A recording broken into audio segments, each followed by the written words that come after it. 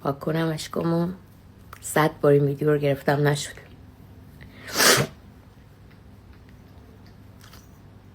اعتراض ما به گرونی بود دیگه، درسته؟ سال 2026 ما ایرونیای خارج از کشور مبارک. خبر جدید مبارک.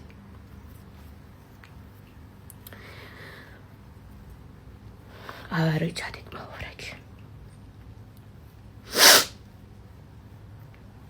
مگر من همین چند روز پیش ویدیو نذاشته بودم که کشاورزا رفته بودن جلو پارلمان، فضولات حیوانی ریخته بودن به گرونی، شکایت کرده بودن.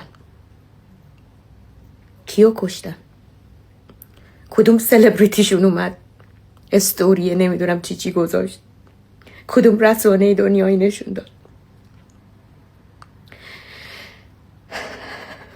مطالبه ما مشخص بود که باید میرفتین جلو بانک مرکزی و متخلفین توسط قوه قضاییه جناب آقای اژه‌ای باید بازخواست میشدن که چرا بانک مرکزی پول اضافه چاپ میکنه وقتی که پشتوانه ارزی و طلا نداره.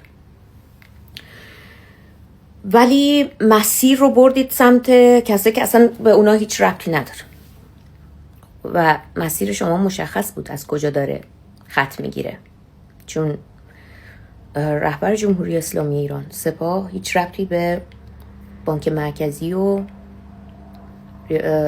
اداره کشور توسط دولت نداره.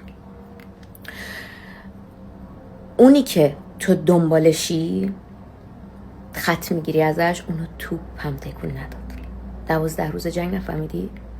کل دنیا یه طرف، ایران یه طرف.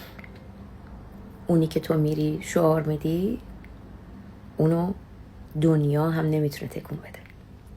سپاه جمهوری اسلامی ایران به فرماندهی سید علی خامنه‌ای رو